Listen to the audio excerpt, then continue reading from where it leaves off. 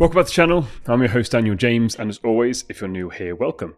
Today I want to talk about 5 self-improvement mistakes that you may be making that are actually holding you back on your journey.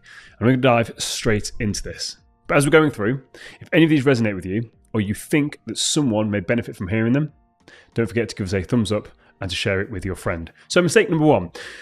The biggest mistake that I feel people make on the self-improvement journey is pursuing too many goals at the same time. Because often when we start to read these books, we've got YouTube channels, all of this information comes at once and we get super invested in this self-improvement journey. We kind of get it all figured out. It's like, yes, this is what I'm going to do to sort my entire life out. We go from 0 to 100 and we overhaul everything at once. We decide to start our fitness journey. We decide to sort our finances out, our careers, relationships, everything all at once. And what ends up happening is that we're doing nothing. It reminds me of something I got told a long time ago when I first started in the coaching space. It said, jack of all trades, master of none. Meaning that if you try and do everything, you're not actually going to achieve anything. And that's kind of what happens here, because our willpower and our attention is a finite resource.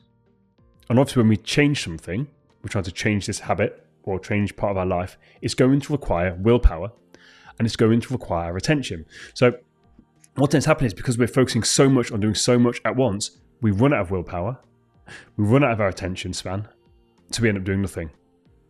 It reminds me of the experiment of the cookies and the radish, where they basically stuck a load of kids in a room, 50-50 split, 50% of them were allowed to eat as many cookies as they wanted, the other group weren't allowed to eat any cookies, but could eat as many radishes as they want, meaning that they had to use their willpower and keep their attention on what they were doing rather than eating the cookies that they wanted to do.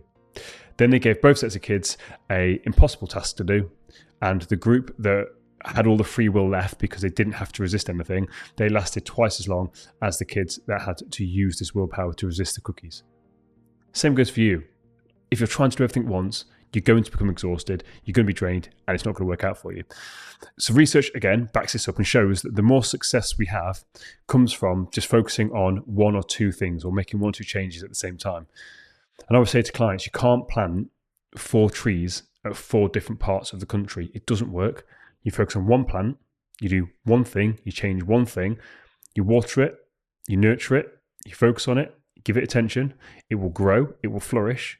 Only when it's fully grown and it's established, you've got your habit established, do you then want to go and try and water another plant. Because when you do that, the first one's going to look after itself. It's already settled in, sorted. However, you can plant 2 trees close to each other. So if you want to sort out your nutrition and your fitness, those 2 things you can do at the same time because the willpower and attention is very similar. But doing all these crazy things at once, just because we get on this self-improvement hype, is going to end in misery. And I'm sure that you've been there before. That's mistake number 1. Mistake number 2, when it comes to self-improvement journey, is confusing motion with action. Once again, we mistake this busyness for productivity. And we read, we study, we're doing all of this stuff, we're collecting all this information. And because we're collecting all this information and we're gaining all this knowledge, it makes us feel like we're making progress, but actually we're taking no action. So although it feels like we're making progress, and yes, sometimes getting that knowledge, understanding something, that is progress, but we're going to link this into another mistake further on down the line. What we do is we gain all this information, but take no action because we keep wanting more, and more. So don't confuse doing something with actually taking the correct actions, moving your life forward. Because at some point, after gaining this information, you've actually got to do something with it. So spend less time planning and more time executing on the stuff that you have already learnt and then adjusting along the way. Because a lot of the times we wait for things to say, oh, learn a bit more. But if you actually started earlier, you'd learn more from the mistakes and the feedback that you're getting than from actually studying more. Mistake number 3, overlooking the power of your environment. Your surroundings have a massive impact on your behavior, and I'm sure that you're aware of this as well. And what tends to happen is we try and change these old habits through willpower, once again, this finite resource, trying to will ourselves to change these habits, to become this better person, this better version of ourselves.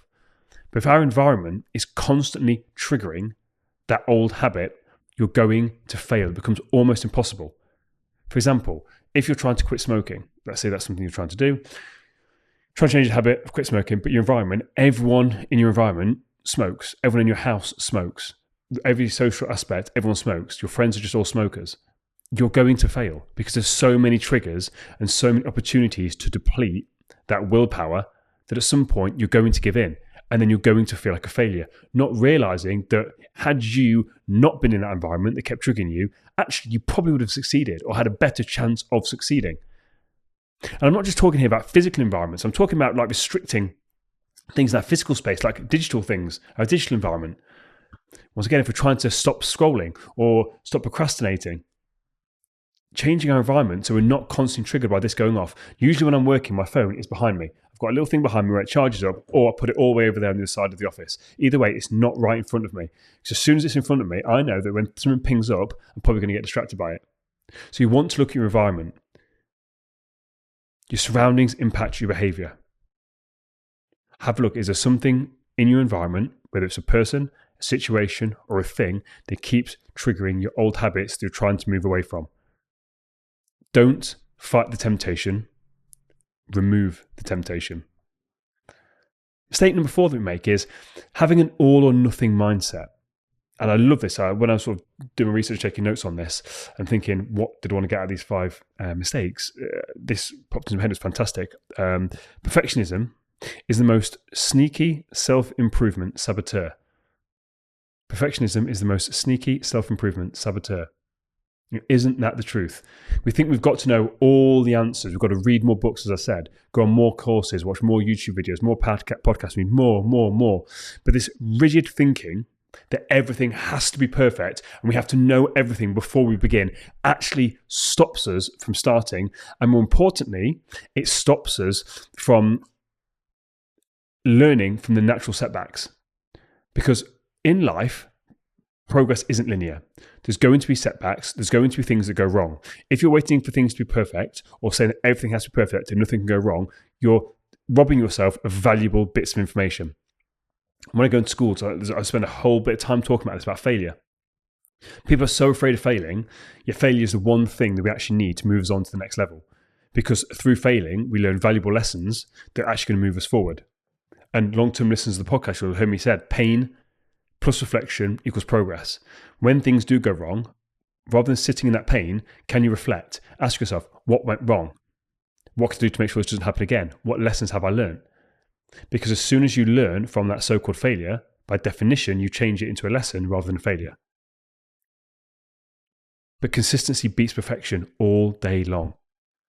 You're going to make mistakes. The question is, how do you bounce back from it? We need to build that resilient mindset. Meaning when something does go wrong, how can we bounce forward and become enhanced by it rather than becoming crippled by it? If you go and study Jeff Bezos, he talks about how mistakes he made when he was setting up Amazon cost him hundreds of millions of pounds. But those mistakes allowed him to make his billions. Meaning, had he not made those mistakes, he would not have become a billionaire because he saw the valuable lessons in that and he took those lessons and it allowed him to make a bigger, better business that allowed him to make his billions. That's how life works.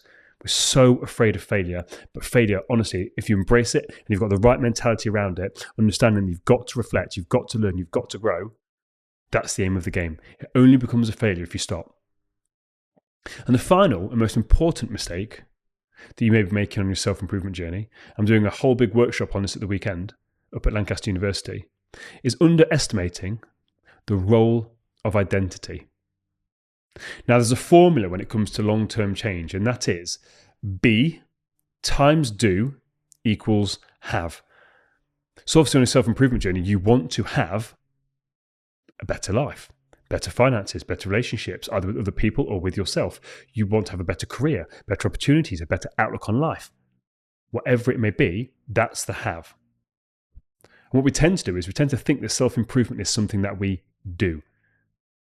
We do self-improvement. We keep trying harder and harder and harder, doing more, learning more, even taking more action. You've got to do more. But that's not how it works, because you have to become the person that can do the thing to have the result that you want to have. So you have to become the person that embraces self-improvement. That is what you do. You are the kind of person that loves self-improvement. It's not just something you do. It's in your identity. It's in your blood. You are constantly a student of life. When you start to embody that kind of identity, that you're constantly looking for lessons, you're constantly looking to improve, it's not just something that you do, you're naturally going to take the actions and behaviors of somebody that is a student of life, which then means you're going to have a better outlook on life, better results, better career, better family, better relationship. But it starts with shifting your identity. You have to become the person. You have to embody the beliefs. You have to embody the values, the self-image, the confidence. All of that around this self-improvement will allow you to do the actions and do the behaviors and the habits that will give you that result that you want to have. Your new habits need to align with how you see yourself. You can't try and do self-improvement if at your core fundamental identity, you think you're an idiot, that you're a loser, you're never going to change. You can't change. You don't deserve success. You're destined on whatever path and you can't change it. If that's your belief system, no matter how much self-improvement you try and do, you're never going to succeed because you're always going to go back to your old default habits. You cannot outperform how you see yourself. It does not work. So rather than saying, I'm trying to improve, why not change that? Change the narrative, change how we talk about it and saying, I'm becoming someone who.